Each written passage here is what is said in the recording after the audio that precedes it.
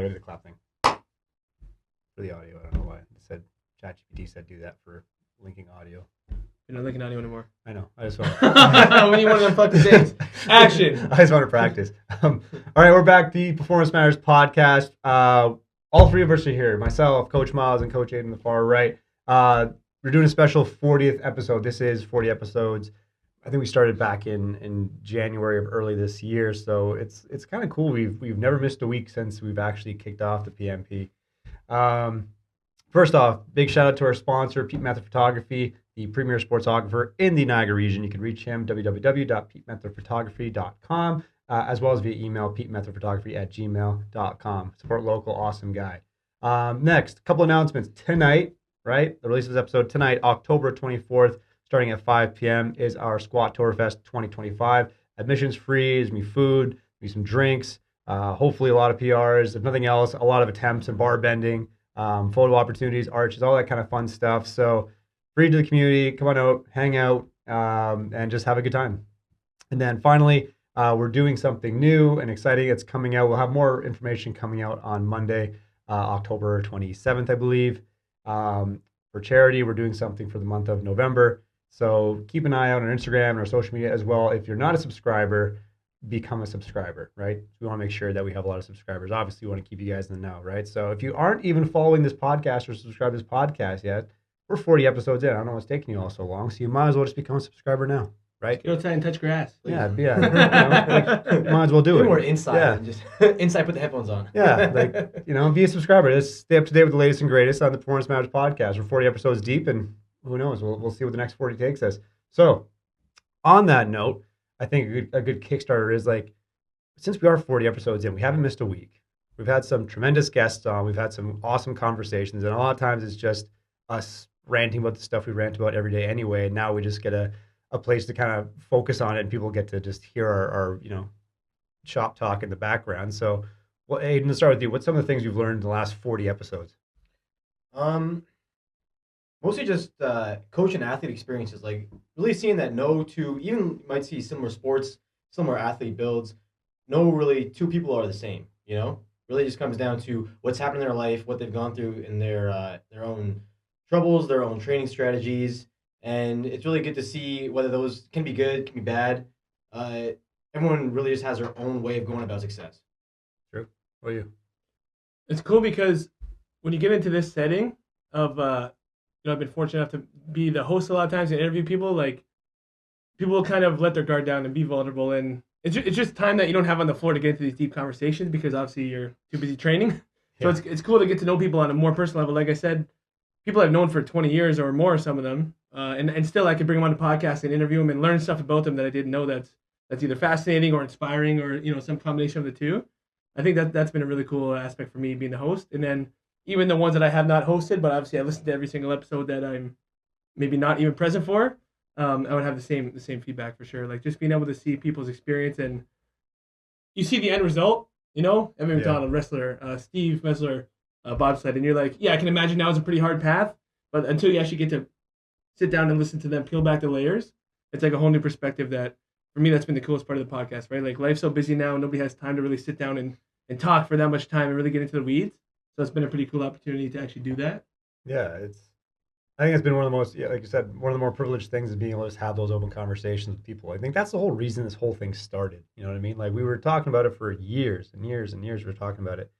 And I think we had it as a spring project early this year. And then we just said, fuck it. In January, we had it on our list of things to kind of bring up. And we said, well, fuck it. So we just ordered a mic set, and we just said, okay, we'll just set it up in the boardroom for now. I remember we did it on the corner of the table. The table wasn't fucking set the right way to actually have the mics attached to it. And the mics have at least fallen over at least 4 or 5 times during fucking episodes.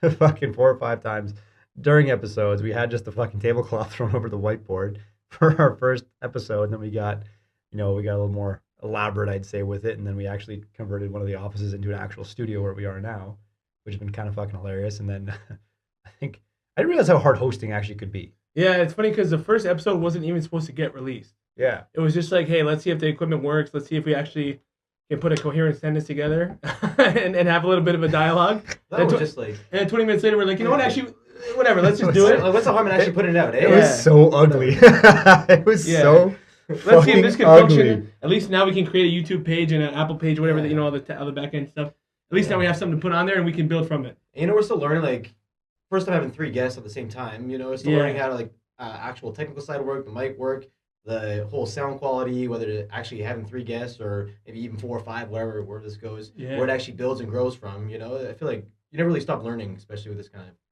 kind of multimedia. At the end, totally. At the end of the day, it's like people are likely just going to listen to the episode. Like they're not, it'd be nice if they could see the visuals and everything else like that in here, which that's a plus. But at the end of the day, it's like as long as they can hear what you're saying, right? You know what I mean? It was messy action to get this fucking thing off the ground, but like so many times, like even with whether it be technical issues or literally, I remember when I did Coach Vic the first time, I fucking didn't have enough storage space on the damn thing, and the thing lost.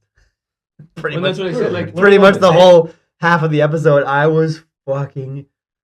I was like shot in the heart. I was like devastating because, like I said, well, everyone is so busy. Yeah, you gotta respect everyone's time. So someone takes their time out of the day to actually come and film the thing, and you think you did all the right procedures, and then technology is always doomed to fail. Just one way or another. hiccup. Yeah. Yeah. At the same time, though, like, we go in here with somewhat of a plan. We have like some questions you want to ask, some things you hope to talk about, but then it leads into a whole conversation that might have lasted 20, 30 minutes. Like, okay, cool. That actually turned into something really good. People share their stories. People actually get on a really cool tangent that you didn't expect. Yeah, usually I come into it with a bit of a script or like a list of questions just in case, and rarely do I actually have to use it because somebody says something that's so intriguing, and I gotta kind of chase. Okay, let me chase that. That is the nice part. It's like when it's raw. Like the whole point, I think we started this podcast was just be raw, unfiltered. Just speak your mind, speak how you're feeling, speak your story, like tell your story your way. And it sucked the first time with Vic because we got into some shit and it was awesome. Like we fucking got after it. I was like, fuck that. Well, I can't wait to watch that back. I can't fuck. Also, I see the camera. I was like, no. I think it I was got like, no. Like 20 minutes, I think. I think 20 minutes the first time. Yeah, I didn't even think it was that much. And I was like, holy fucking. I was just devastated. I was like trying everything to see if I could salvage it. There's nothing. It was just, storage was full, done. And I was just like, oh my God. I had to text him. I was like, dude, I am so sorry. Maybe if I shut it off and turn it back on. I was like, it's got to be somewhere, right? Somewhere in there. Yeah, it's in the cloud. I was like, I remember talking to Laura. I was like, I don't know how to fix this. I'm like, oh my God, I'm trying everything. And I just have to text him. I said, hey man, I'm so sorry. He's like, no. I was like, okay. But then he luckily came back and we were able to kind of pick up the conversation. But I remember a couple people were like, did he do like a fucking outfit change halfway through? Oh my God. He did like an outfit change so halfway through. So you did see the movie. I was like, fuck, you were watching. I was like, you son of a bitch. Or the please come back in the same outfit. Just or like the same thing kind of happened. Did he shave? So like the same thing kind of happened with Steve Messer. So I'm like, okay, I checked my storage space. I'm like, okay, like last time I took about X amount of gigabytes. I'm like, okay, I got double that. We're good. But we talked for 2 hours. Like usually episodes. It's almost 2.5. Yeah, usually episodes like an hour, hour and change. Steve was like 2 and like almost 2.5 hours. And I remember sitting there for like the last like 45 minutes. I was like praying. Yeah, I was already sitting there like just like always checking the thing, and like sometimes like give your laptop out, and sometimes like the notification gets attention to your laptop. So it's like, okay, if your phone starts ringing but it doesn't actually ring, you're like you just kind of turn it off. Like, okay, at least the camera's still on. Yeah. And you're just always wondering like if your laptop starts ringing, you're like, oh God, you're like, oh no, it's fucking turned off. And I remember like the last home stretch, I go and check, and again the camera was not running. Oh. So when Steve left, I literally just I did the same thing. I was like heartbroken, but then I went back and checked. We only really lost like the last 8 minutes or something. Yeah, it was like a very small few minutes. I'm like, okay, so then we just kind of did like a little outro to kind of end that. But I was like, okay, I got to figure this shit out. So like from then on, I'm clearing like fucking everything to the point where I fucked up all my photos from like the last 7 years. But it's all. That was a big. That was technology. That was a big learning moment. I was like, oh my God, I fucking suck. I was like, holy shit. But then you get better at hosting. Like you have a couple, I think it's important if you're starting at these things, like you want to be a good host. So it's like being prepared, knowing more about your guests to begin with, and then having a couple points and segues that they want to go down. But at the end of the day, it's kind of like, let it, just let the tape run and just wherever it goes, it goes. If you don't hit every single point that you kind of want to get to, that's fine. It's like, as long as you can peel back some layers and there's maybe some value. If someone can drive some value, I think some of the rewarding things, I remember like going to, I went to a wrestling tournament and then a guy stopped me. He's like, hey, like I listened to that episode with Javon. Like I loved it. My daughter listened to it. Like it was really inspiring for her. It was like great for her to learn all that stuff. Like, it was really insightful. And I was like, holy shit, like some dude I've never met says, oh, I listened to your podcast. I was like, oh, that's pretty cool. Or like we had volleyball athletes email us after Dale's episode on recruiting, right? Because we have a lot of volleyball athletes. So having someone talk about that process and that was really good for them to hear. So it's like, okay, if nothing else, like we're hopefully providing not only, some peeling back the layers a little bit of what we do here on a day-to-day basis and how we kind of operate and kind of how we, function and run our programs and how we coach, but also we're bringing on people that can provide insight on the other half of what we do, right? Like the actual sport and performance side of things of, whether it's be on the court, on the ice, wherever. So, that's been valuable. And I think we initially started this because we really wanted to just provide more detail and more insight and a kind of like a funnel for our own community. Right. You know what I mean? Like the people that train with us, that we have the privilege of working with, just give them more value where they can again, they hear us rant on the daily anyway, but now they can hopefully put on something. Go back and re-listen. Yeah. Like I didn't hear enough of these guys fucking ranting before, and now I have a whole fucking platform they can listen to some shit. But the whole point was just building community and culture, right? So it's like, I don't know. I don't know if you guys have thoughts on how that's evolved over the last 40 episodes. You know what I mean? But there's certain topics that I don't really, I don't expect everybody to listen to. Like some of the more complicated topics. We talked about like data analysis a little bit one time, and I remember Van came to one time, and he's like, "Oh, I've been listening to as many episodes as I can, even the ones I don't really get. Like I'll listen to fully. Like you listen to that one." And he was like, "I really didn't understand most of it, but it's good to kind of see you guys have a big thought process behind actually programming and taking care of us." Yeah, it's kind of like at your seminar that you did, and then Rachel had the backhand compliment of like, "I didn't know how much actually thought goes into these programs." Like, yeah. And I was like, "Thanks." We're doing shit all day, Thanks, but I mean, it is cool for them to see like the methods of the madness and the thought process for sure. I think the coolest thing for me about how the podcast started. Well, first thing, like we've been talking about it since COVID. Yeah, because during COVID was when we put together the internship, but during that time we were trying to figure out something to do. We were kind of like, maybe we start a podcast.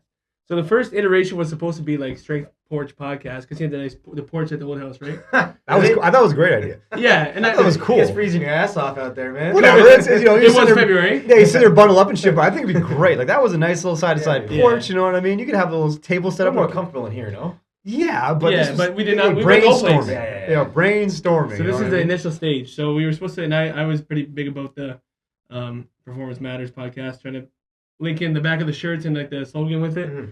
But we could do a satellite maybe one day episode. Straight porch. That'd be porch. Hilarious. We could.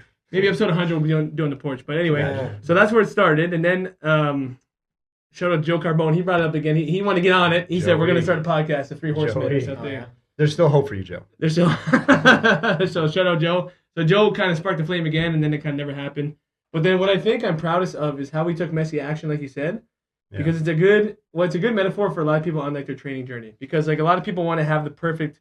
I got to go buy the perfect shoes first, and the Garmin watch, and I got to buy the belt that I can put my water bottle on, and my special hat, so that I can then start being a runner. Where it's like, okay, you know what? Go outside, run to the next light post, and then walk. Yeah. And then once you feel like you're okay, run to the next one. Right? It could be that simple. I've never been in the weight room before.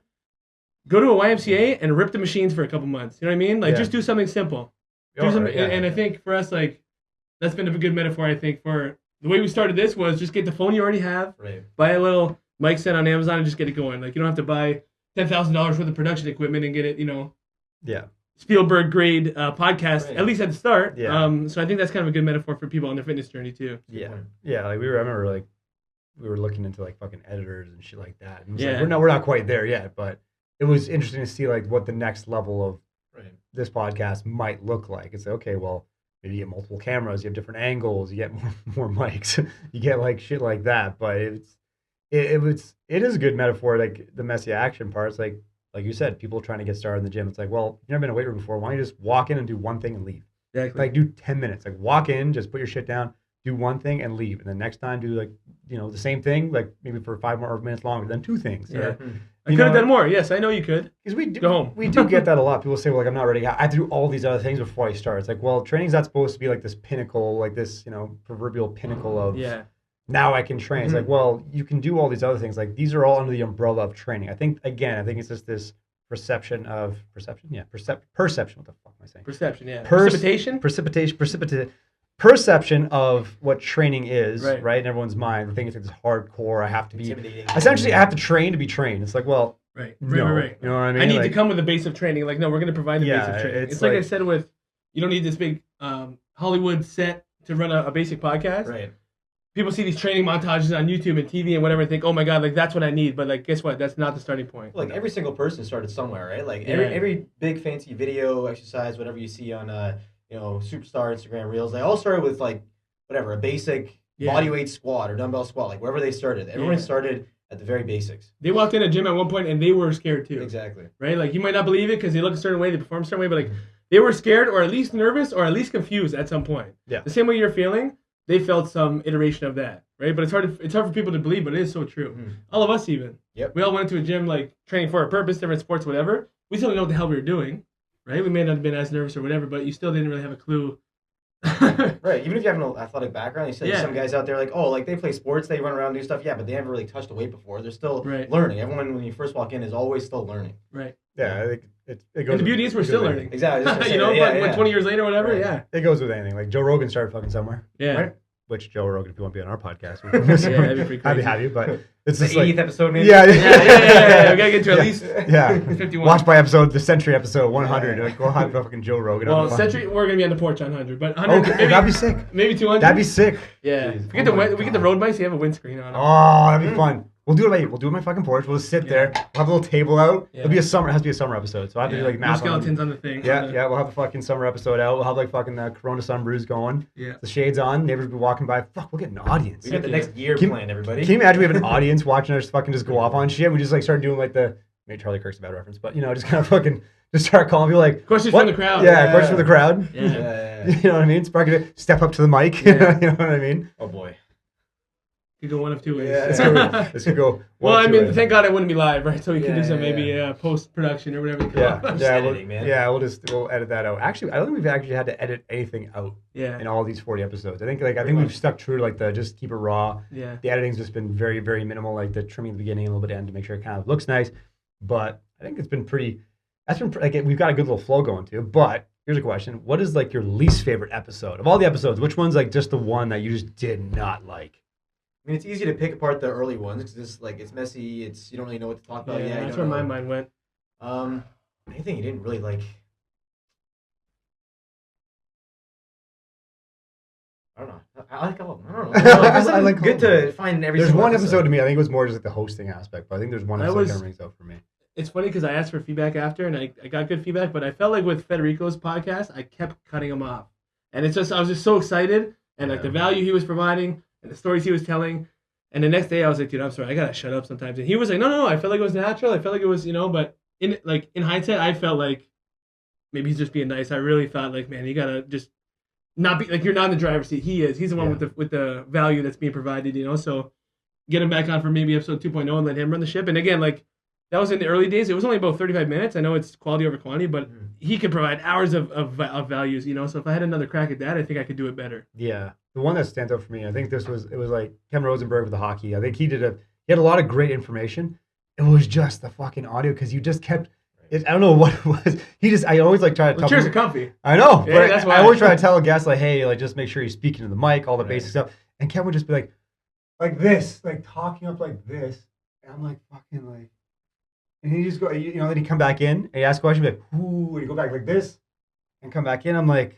Oh, like that was the one thing I was like trying to listen. I was like, oh fuck, there's something there. Trying to like enhance the audio, try to do some stuff. You just can't fucking hear it. Mm-hmm. That was one that was like, okay, I gotta like really make sure I make it clear for our guests. Like, hey, just speak into the microphone. Another one would be Jordan Shallow. Oh, that was just because again he's like world renowned, wealth of knowledge, just incredible opportunity. And then the Wi-Fi starts bugging, just that was the Windsor Wi-Fi. I think was giving him a hard time. I think it's from his own admission. That was a pain in the ass, but also funny now you look back at it because it was like. He came on the show and he was already in between travel points. He was like stopping at Windsor at his parents' house before going to New York. So he hops on the podcast and like his Kojiko internet or whatever it was in Windsor was just like flickering. I'm like, okay. It's trying to hop onto the American signal and back. And so it was just like fuzzy. And then we just lost like a good chunk at the beginning because of his internet connection. Like it just could not pick it up. And one of those guys where everything he says is valuable. You don't want to miss a word, And then like sometimes the something out of your control too, though. But so the crazy part was like sometimes with the software you don't know is like when you're doing it live, like he'll cut out on your side, but it's still picking up the audio, even though you can't like see him in real time. Like when it's finished processing, like let's say you cut it, it'll keep processing, and then you'll look back and it'll be like nothing ever happened. the problem with that was that he froze. I didn't know to keep going, so I was kind of like waiting for him to come back. Yeah. But He told you he was still talking, right? Like I was still And talking. I guess he was still he talking. was still talking. It was just not coming through on my end. So you Yeah. didn't know whether to proceed or like build on it. And so like if you listen to it in post production, you're like, why am I looking like an idiot? Yeah. Just Why like didn't I keep talking? Why did I keep Yeah. talking? But in reality, it was like it's because his internet was freezing and I Right. couldn't like, I was trying to ask a Yeah. question, it wasn't coming back. He was still talking about something or he couldn't hear me. Yeah. So like that was just a messy production. Hopefully one day he'll fly through Niagara and we can grab him for an hour and get some Hey, that'd be Dude, episode 2. That'd be Part incredible. 2, eh? that'd be dope. I Yeah. think that was that was good. I If he mean, fits through the door, I think he's a pretty big guy. he had some fucking funny answers. Well, too, that's what I mean, right? Like, I think there's so another- much value. I think another struggle too is like when they start like dive, like you want to ask good questions, like you want to be in the conversation. Like when they start diving down that rabbit hole, like a little bit deeper into things, you really want to be able to keep picking the questions to kind of like feed on it. I think I struggle a little bit with him because like he's so smart. So you're That's what I trying mean. to, Guys that have like forgotten more than you know yet. Right, like you know, I'm I'm like, engaged, I guess. yeah, it's Yeah. literally like you're fucking Ash Ketchum with a fucking, you only got one gym badge under your belt and you have a level 55 Charizard and you ain't Yeah. listen, you're like, fuck, I'm just not ready to fucking be in this. right. So you have some questions going on, and like you kind of built on, which is good. It's kind of like where's like the there's always trying to find like a direction. Like where's like the fundamental direction? Like where do I think people are going to drive a lot of value? Like for the audience who's like really listening, which is probably a lot of our athletes or a lot of our people, maybe some other coaches. You know what I mean? So it's like where would they benefit a lot from his knowledge and his information if they care to, right? I struggle with kind of being pleasing everybody. Like you want to be a good host for yourself. You want to be a good host for the person. You want them to get something out of it as well. You want everybody listening to also Yeah. get something out of it. And it's hard to actually please everybody when you think about it. And selfishly, you have like a lot of questions that you want to ask him that you can learn, right? Right. So it's like, Yeah, there's a little like bit you of said, you want to get selfishness. into the weeds about some of the deep training stuff that like some of the kids might not care about that are listening, but you're like selfishly, I want to know this or Yeah. that. and like really like some of the rapid fire ones are just like really black and white simple answers. Like what's one underrated piece of equipment? He's like, oh, good, that was like a leg press. I was like, oh, that's a good one too. You know what I mean? Like there's probably a ton of things, but it's just like gun to your head, pick one. You know what I mean? Or the funny answer was like, I think he started talking about like bulletproof your hamstrings. Like these guys have never seen a fucking gun. There's no fucking way you can bulletproof shit. Then I asked him like, if you weren't doing this, what would you do? And he's like, drugs. And it was like a delayed laugh. I literally just had to process it. He's like, drugs. I'm like, I started bursting out laughing. That was like the best answer. And he started specifying probably LSD or some shit like this. Like go on a trip, spacewalk. I was like, holy fuck, man. That was a funny one on as a guest. Again, I'd like to have him back on hopefully when the internet quality is better. But I think that was of all the episodes we've done, I think those were like just a couple that come to mind of like where it was a struggle, but it was a learning process. And I think on the other side of things, I think some of my favorite ones I've done were I love Steve Mesler, I love John Berardi because again, wealthful knowledge, and I love them because they were very articulate, like how they spoke, how they told stories, how they kind of conduct themselves while presenting those stories and these information bits was just like it was like fluid. It was like textbook. Like if anything, I was more impressed with just the articulation of how they kind of worded everything. Like there's so much information there, so specific, and they just kind of worded it so well that you really could understand. It's like Einstein simplifying like the theory of relativity, and he just fucking explained everything right there. You can tell those guys kind of been there before, right? Like they've Oh, done yeah. so many of these talks, speeches, podcasts. Like they know how to actually talk and kind of bring their thoughts through clearly. I don't think those guys wasted a single word. No. Yeah. Not not a cuss, not a just like fill space. Like I don't think they had a single Right. Yeah. second of trepidation. Like not one. No, they love Steve Mesler. Again, 2.5 hours chopping it up. Like you brought his Olympic gold medal with him, and we just started talking. And it was just like, tell me your story of like, how did you get into bobsledding? How did you get to the Olympic level? And like walk us through the day of, the week before, like all the trials and tribulations that kind of went into that, like the conversations you had with your teammates, like all that good stuff, like the training days they went through. That was just cool. It was a nice flow. It made sense. It was a good story. And then we talked more on after that life now, like how he's talking about his daughter and like all these things where he said, kids have to learn how to commit. And here's how we kind of, enforce commitment. You know what I mean? So it was really cool to see like that transition. I remember Scott was saying that he listened to that Steve Mesler episode. He's like, that was the moment. He's like, that was the segment of the episode I really wanted to hear. Mm. He's like, I heard that and like that just resonated. He's like, because he was talking about, Steve was talking about his kids and like how they don't like something. He's like, well, you committed. Like he kind of went down that rabbit hole of how he kind of like lays the framework so the kids understand like what a commitment means and like if they do something, like we got to kind of see it through. And Scott resonated with that too. He's like, yeah, like we have kids, and like this is something that we talk about and how we kind of go about doing it. So if nothing else, again, like it's just cool to reflect back and say, like, you know what, some of the people we've had on made an impact in some small aspect on our audience, right? Like people that call IPC home, maybe people that are just in the Niagara region, maybe further than that, Right. right? Who knows? So, you know, but anyway, those are my favorites and my, I guess, Rex. If we were to call them that. Yeah, if you have a few to listen to, right? Those that had room for improvement. Those that you hope will have a episode 2.0. Right. You know? Right. Because they weren't like, yeah, they weren't. Okay, who's one guest you'd bring on a second time? Good question. We brought it up a second ago, but I actually would like to see Fed on again because like I do like hearing about his experiences. Like I know there's so much he would like to talk about and that he didn't really get to talk about in that episode. Like just having conversations with him outside on the floor and seeing like what his personality is like. Like he's a guy who actually likes to get after a lot and elevates everyone around him. Exactly, you know, and it's hard to bring that across when you're in a room just talking about your like one-on-one with somebody, but like seeing how he actually encourages others and the kind of painful experiences he's gone through himself, like I really wanted to dive deeper into his story too. Yeah, you know, he's still developing. He's a young guy. His story is 10 times harder than anybody would really know. Mm-hmm. But like you would never know it because he's not a woe is me guy. He's not a feel bad for me guy. He's not my life's so hard guy. He just puts his head down and grinds regardless. Right. So yeah, to your point, like that's why I think looking back, I'm like, man, I should have just shut up and just let him go. And we also could have just went longer. Like I don't know, for whatever reason, like after 40 minutes or something, I kind of cut it off. But I'm like, there are some points you feel like is a good ending note, I guess. Yeah. There was, I think, looking forward. I guess I'm excited. Like I'm talking to right now is like James Barker Band's like my buddy Bobby. He's gonna try to get him on the podcast because I think he'd have a cool story to tell. Like how he got started. A couple. Yeah, he's probably got a few from the road, but bass guitar player for James Barker Band. Train with us online virtually. Like, he's trying to get stage ready. We've seen him every time he passes a region, he gets us tickets to his concerts, which is fucking awesome. Cool. It is cool. Like he opened up for Dallas Smith. Was that 1 year? Yeah. Dallas Smith. He wore a fucking shit on stage, which is fucking dope. And then I think it was last year, he opened up for the Reclaws. What are they called? Reclaws, right? The Reclaws. So we opened up for them, and that was in the Niagara Casino or something, or OLG, whatever the one Niagara Falls is. So he opened up for them and stuff. Like every time he passes through, but it's just a cool story how he got started in music, and then like how he got started with the band, and how they got their first music deal. I think was with Universal, and then now lives in Tennessee, and all the boys live in Nashville right now, and he's just traveling all over the place and doing shows. It was in Europe and Germany and all that shit. And then I think he's like won a bunch of CCMA awards, which is pretty fucking sweet.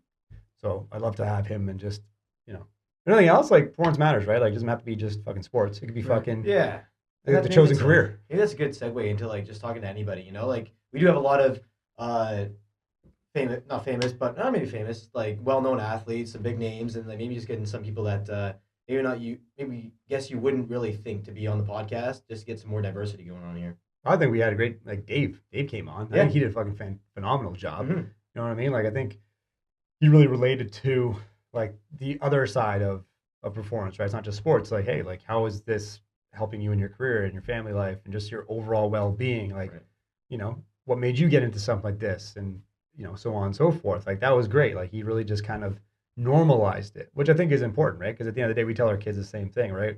Whether you're playing volleyball, soccer, basketball, hockey, it doesn't really matter. At some point, your competitive career is going to end, right? You're going to hang up your shoes, hang up your skates. At some point, your competitive career is going to end, but this shit doesn't go anywhere.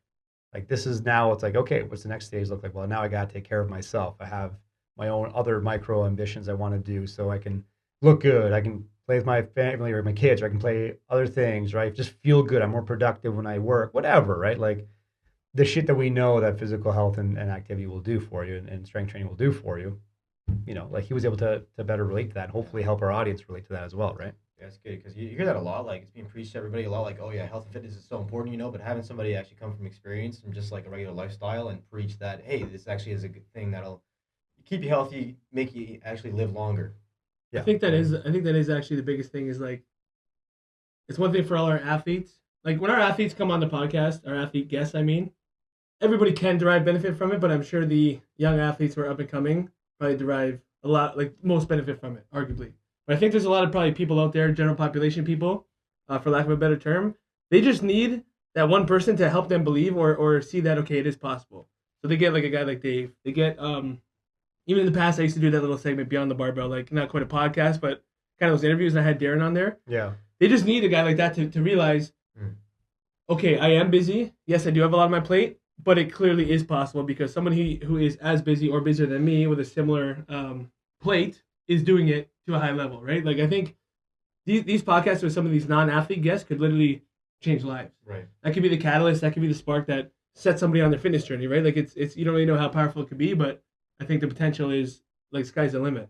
Yeah. Well, just having even like athletes listen to non-athletes on the episodes, like, hey, these people have careers, they have families, they have a lot on your plate as well, right? Like A lot more than you got, kids. yeah, there's Like, at that point now where you're sorry. adulting. It's like, you know, because I think we always argue in terms of athletic performance. Like I would say high school is like the more strenuous scheduling to kind of manage, just because a lot of them their schedules are dictated by parents, coaches. They can't drive. They're not independent-ish enough. When you get to university, you have a little more freedom, right? Because now you pick your classes. You're your own person. You're independent. You can kind of do the things you have to do. You kind of build your schedule around practices. You can pick where you live. You can pick where you live. Proximity to training. So you is have a different. lot of like more. You have more flexibility. And then when you get to pro, now it's like you have one thing to do, one thing only: is get as prepared as possible to, you know, when the whistle blows, you do your job. Right. Right. But in high school, it's like you don't pick where you live.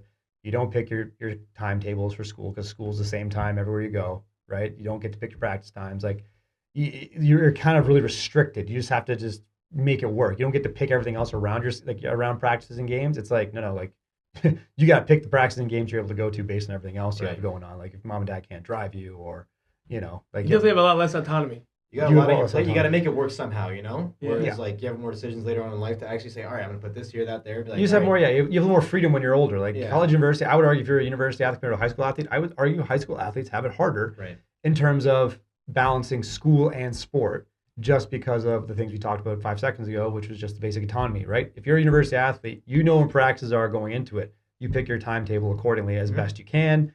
And then you also can pick the proximity to where you live on campus, to access to your resources. Those are things you kind of have a little more control over. High school, you have zero control over any of that. And that's why a lot of club athlete sports will be practicing 8 o'clock at night. Right. Because they know, like, well, school runs this time to this time, parents get home at this time. So, and we have to kind of just logistically pick the court times, ice times, field turf times we have available. And typically it's going to be later at night. So now you have kids having to go to bed at like 11:30 at night, wake up at 6 or 6:30 in the morning to get ready to go to school. They got to be dialed in, man. Right. So, And but the teachers are upset that they're falling asleep in class. so it's one of those things where like if they can, but on the flip side of that, it's like by them having to learn how to manage a very rigid schedule that is not ideal for performance, when they do have the autonomy, it should feel like a lot easier to manage by comparison. Like deload.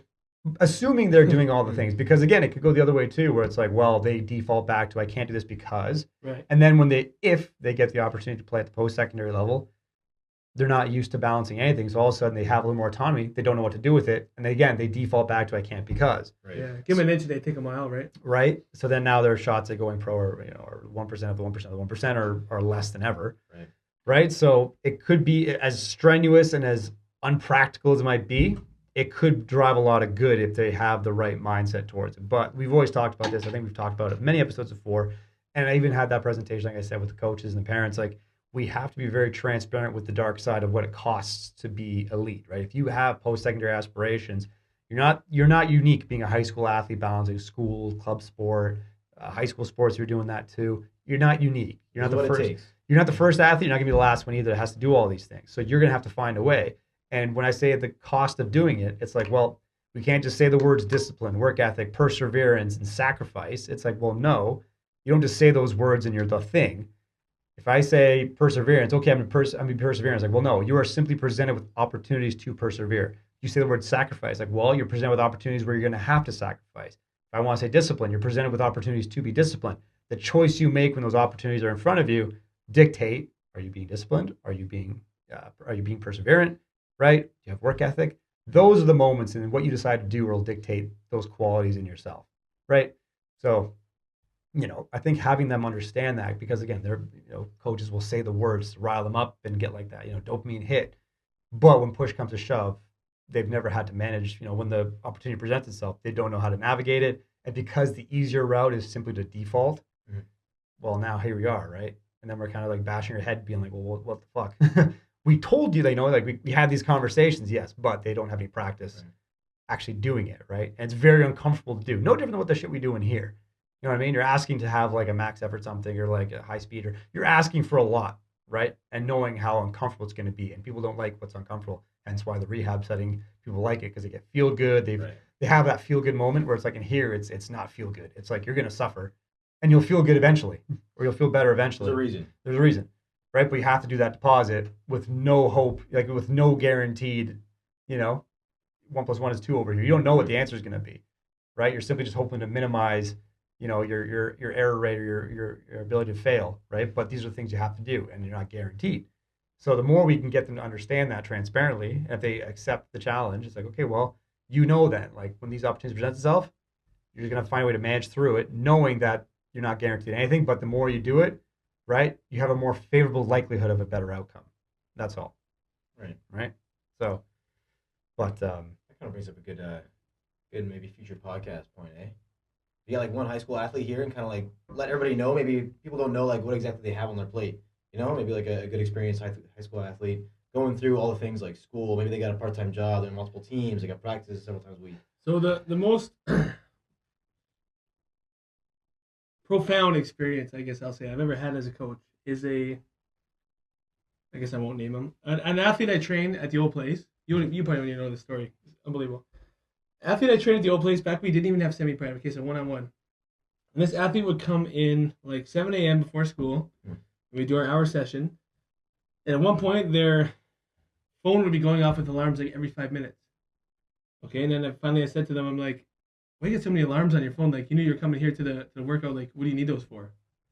And the athlete was like, well, I don't have my mom to like wake me up out of bed and tell me like, pack your lunch and like get on the bus or whatever. And I said, oh, like, your mom work early in the morning or something, so like you gotta wake yourself up. And the athlete's like laughing, like, no, like my mom's not here. And I said, what do you mean? So this athlete was from China. Okay, grade 10. What are you, 15? I don't even know if this is legal. Okay, but this is incredible. This is absolutely incredible. I still have so much respect to this day for this athlete. Was like, yeah, my mom's not here to like wake me up. I'm like, oh, she was like working? No, she's in China. So I'm like, who do you live with? And the athlete's like, I live by myself, like in a basement. Like I rent a basement apartment and live by myself. I'm like, so who cooks your meals? Me. I'm like, who buys your food? He's like, me. I go to the store, buy my food, I come home, eat it. Like, literally, I am acting like an adult. Yeah.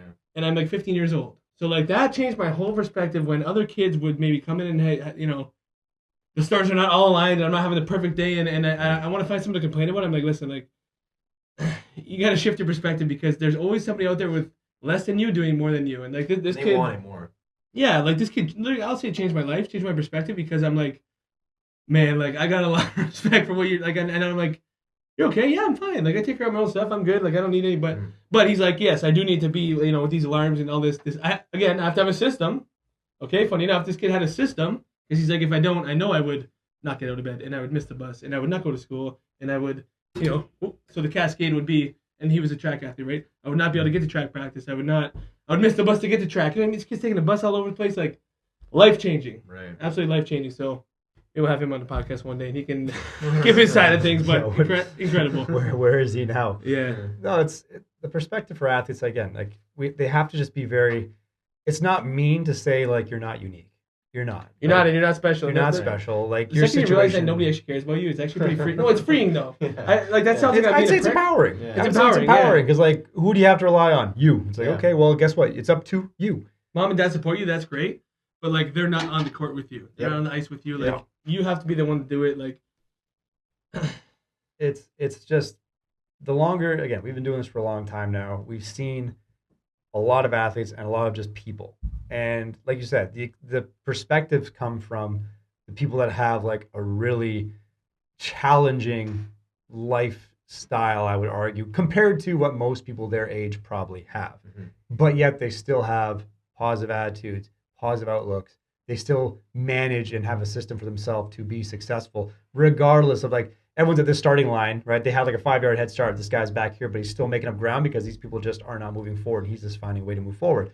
So it's like every time you hear these ads come in, it's like, it's not mean. It's not personal. It's not me shitting on you or anybody shitting on you. It's just like, put it in perspective. Like, here's why we feel this way. Like the situation you're bringing to our attention, I feel for you, but what do you want to do about it? Right.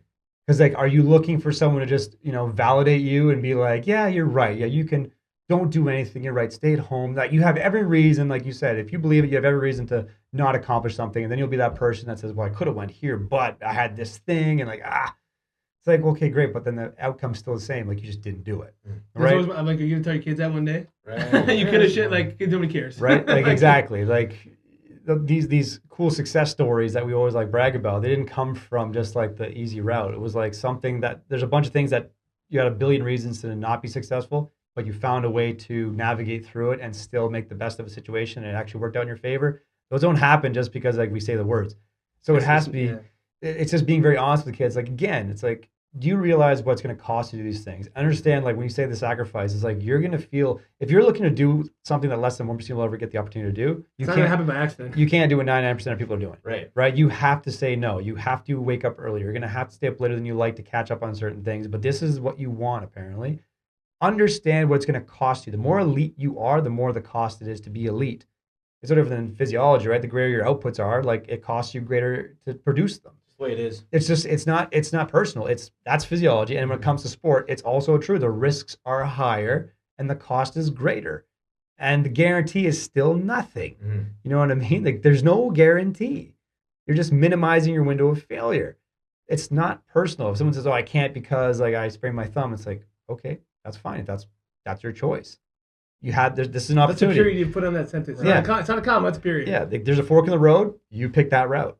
You could have had the other route where it's like, well, how can I? Got to find a way. Great, let's go down that road and find out. Because now, when you get to the end of that road, you'll be like, okay, at least you'll feel more accomplished, right? You learn something about yourself too. You learn something about yourself, and again, this rewires. We talked, like Steve mentioned it too. Right. It rewires the brain chemistry. Like the more you persevere, like you find problems or obstacles or challenges, and you persevere through them and have a favorable outcome, that rewires your brain, right? Like that is you building self-trust. Like I said, I'm going to do something. I have to find a way to do this.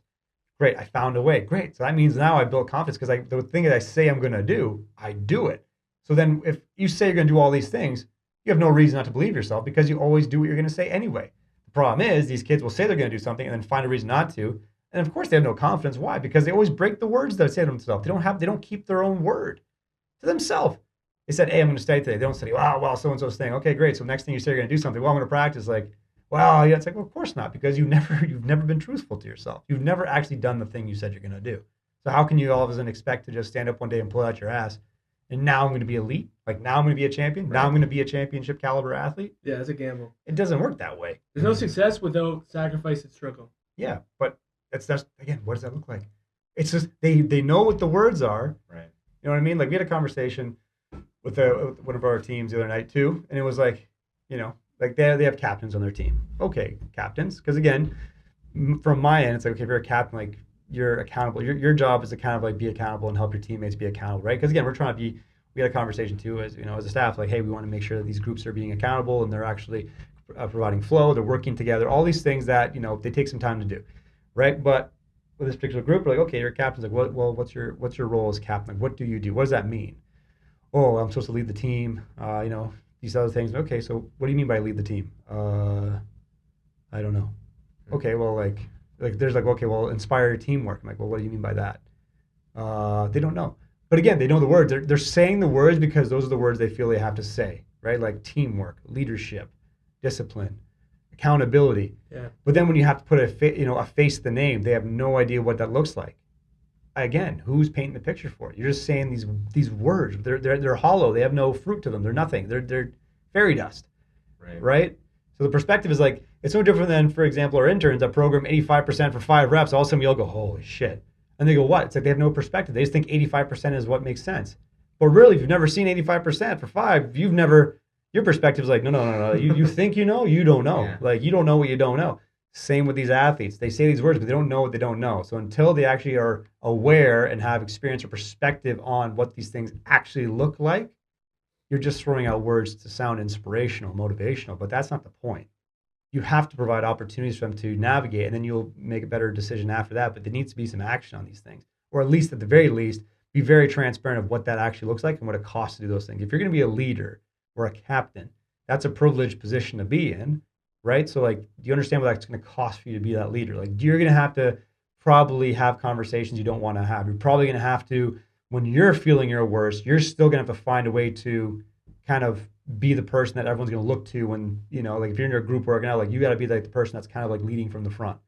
You know what I mean? And all those things kind of have to be made known. You're not just wearing the C on your shirt and just like, I'm captain now. It's like, well, you know what I mean? So I think the beauty of having multiple captains on a team too is empowering the kids to realize that there's multiple different leadership styles. Because I think the problem is sometimes too, kids are not genuine, kids are not authentic when they are a really good lead by example guy or girl, but they feel like, well, I have to see, so I have to be vocal. Yeah. And that's not their game.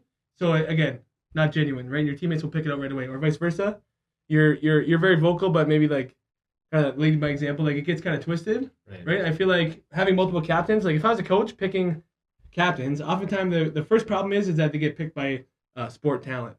Yeah, you see it all the time. You see, like still to this day, you see it all the time. And that is not the point. So first of all, actually picking captains for the right reasons, and then I would say try to have a variety of captains who have different leadership styles that will actually complement each other. Like if I had a lead by example guy, a really vocal guy, and then maybe someone that's a bit of a hybrid, that would be my 3 captains. I do like how you brought that up. There's like different leadership styles because it kind of goes into something we want to talk about today too. Is like how like I think us 3 all have different kind of coaching styles. Yeah. And that's like it's a good point in the hiring process. We've said that multiple times. Like we don't just want to hire a clone, right? Because then there's no diversity. There's no synergy. There's no. Yeah, there has to be diversity.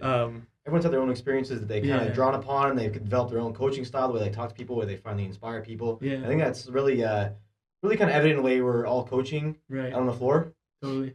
Yeah, everyone's got a different niche in terms of like who relates to who, right? Like there's certain athletes that gravitate to certain coaching style. That's no different than if they're going to university, right? There's a reason that certain athletes will pick certain coaches or certain programs or certain teams because certain schools, right? Certain schools because they simply resonate with their style, right? It's like, hey, like you could be like, middle of the pack with all these teams, but you're going to go to a certain team and a certain coach or a certain program because something there resonates more with how like it parallels how you think, how you act, how you conduct yourselves, how you approach tournaments, whatever. Yeah, that coach will get the best out of me. That coach will help me elevate and maximize my potential, right? Because nothing on the coach versus that coach, just like whatever they gravitated to. Yeah, it's like oil and water sometimes. Like, hey, this is just, hey, you're also right, you're right. It's just, we're just not right together. Mm-hmm. It's like, it's just not a good fit, right? Like, you'll probably be successful in this program versus this program because, like, we're just not a mesh for, if I'm trying to coach you and you're not listening, it's like, well, we're just not a good fit. Mm-hmm. You know what I mean? So you need a diversity of coaches that all believe, as long as the vision is the same, as long as they're all following and can agree on the North Star, that's the most important part, right? Like, it's okay having different coaching styles as long as we can fundamentally agree with the North Star. I think, like, the River Lions had a great example of that with Coach Vic, right? He shortened the staff, but all these coaches have different personalities, different, strengths, you know what I mean? Like, they have certain things that they're really good at that they can really hone in on. And all they have, like, different personalities, different coaching styles, but they all agree with this is the vision and how we're going to get there. Right. So as long as we all agree on that, we can figure out the rest, right? Like, certain athletes might respond better to this coach, but they're all saying the same thing, just how they say it might be more, they might resonate more with certain groups of athletes, right? It's no different than how we work with certain teams, right? Certain athletes might resonate more with certain coaches. Mm-hmm. They might work better, take feedback a certain way. It's like, okay, great. So then as long as we all can agree on, hey, can we agree as a team that this is the direction we want to go? Like, we're all striving for this. Great. So now we just got to figure out how we all get there, right? So it's like we all agree on this. Now we just got to figure out how we all get there. So how do you get there? How do I get you there? How do we get you there? Okay, great. So that's how we have at least a better understanding so we can all move forward the same way. We could all agree, like, we're going to go through some hard things together. But as long as we keep that North Star as our kind of guiding point and our umbrella, as you want to say it, we'll figure all the messy stuff. Like, it's you can disagree, but we can agree that we want the same thing. Right. You know what I mean? Like, we all want the same thing. It's just we might disagree on how we get there. So that's why different styles might kind of come into play. Right? Yeah. But yeah, that's my 2 cents on that shit. But yeah, 40 episodes. Like, I think we're pretty much wrapping up anyway. So yeah, we're right on time here. So any last comments on 40 episodes? When do we start? End of January? Had to be. End of January for sure. Whatever 40 weeks was, yeah, it had to be. Officially. Right? Yeah, fuck. I wonder what. Yeah, like 10 weeks left in the year. Do the math. Yeah, pretty much it had to be like third week of January or something, right? Holy shit. Yeah. Third or fourth week, roughly. Never missed a week since. Yeah, Never missed a week since. No, we've always that's it. Always Man. had Make a new promise, episodes. keep it. Make a promise to yourself and keep it. Yay. We've never missed a week. I'm excited to see what kind of guests we have coming up too, and just conversations. Like a lot of times our episodes are just good recaps. You know what I Yeah. mean? Like recaps from whether we learned something, whether we work with something, a new perspective. Honestly, I would argue if there's any coaches that are listening to this too, like sport coaches or strength and conditioning coaches or whatever, like take some of the lessons that we take. Like, I know it's a lot of episodes. Like you're looking at like 40 something hours of. Hey, throw it on when you're going to sleep and Something. in the shower or whatever. Because at the end of the day, like a lot of Hopefully, I stuff, don't put you to sleep. Hope I'm not that boring. a lot of the stuff we're talking about is just like insights from the things you've learned in the most recent weeks. You know what I Right. mean? So it's kind of like there's always something we're providing insight on, or there's probably gonna be a reoccurring theme. Like, okay, like these guys really preaching these things. Who knows, right? Like, There's way too many theoretical podcasts and accounts Yeah, out there, but like everything we discuss comes from either like the week we just went through or like any, some in the trenches story. some- Burning questions, something we actually want to get out there and talk about. Yeah. Yeah, and that can only happen by actually being on the floor doing the damn thing, yeah, right? it's all experience. It's all words from the trenches, right? It's all experience from actually being boots on the ground and doing the stuff. And I'm proud of the work you've done to get to this 40th episode. Like it's crazy how we transformed from just a fucking tablecloth on a corner of a boardroom, the mic's falling over all the fucking time, The to foliage. now we have fake foliage. Not only do we have a whole studio, got a but background, we we have got- greenery. Yeah, Yeah. we got We fake have foliage. what do you call this thing? A banner, I guess. banner, Or, yeah. We gotta get like a neon light sign. I think those neon light shits. well, we gotta get popular that. now. Oh, you were the talking about background that. lights? Oh, man. Yeah. Oh fuck! Maybe by Now episode you're gonna have to 50, watch eh? the video. Right? Now they're gonna have to fucking watch the videos Yeah. just to see the fucking lights flash in the fucking background. We'll be But taking a remote at some point on the porch. Hey man, we got a live studio audience soon. We're gonna- Oh. With the sound effects in the back. hit the fucking button on the Yeah. soundboard. So there's a fucking Excellent. seal clap Who in says the we don't get that background. already, huh? Yeah, the seal clap in the background. Can you imagine if we do like a live audience episode? Just have like. Well, fucking, can you imagine we put the podcast table in the middle of the floor and we just like Oh, hook up the man. soundboard there. We just do it in the middle of the floor and the people are just watching it. Oh, Bar slamming and stuff. Yeah. Dude, we're never short on ideas in here, Yeah. eh? Strength Porch podcast, fucking on the floor podcast. I don't know, fucking, I gotta come up with a better name for that bullshit, but either way, it's kind of fun. But hey, 40 episodes. Man, I'm excited to see what guests we have forward, what conversations we have moving forward, and just how it evolves as we kind of wrap up 2025. Who fucking knows, right? So we're excited about that. But anyway, guys, we're on YouTube, we're on Spotify, we're on Apple. Like I said in the beginning, right? If you're not a subscriber, what are you doing? Like, just subscribe. Subscribe and share. If nothing else, poke some fun at us. Share it to somebody else and be like, hey, listen to these dumbasses talk or some shit like that. Subscribe, like, share with your friends. Like I said, Spotify, Apple, and YouTube. Okay? We're at the Performance Match Podcast with Coach Myles, Coach Aidan, myself, and we'll see you all next time. Peace. Peace.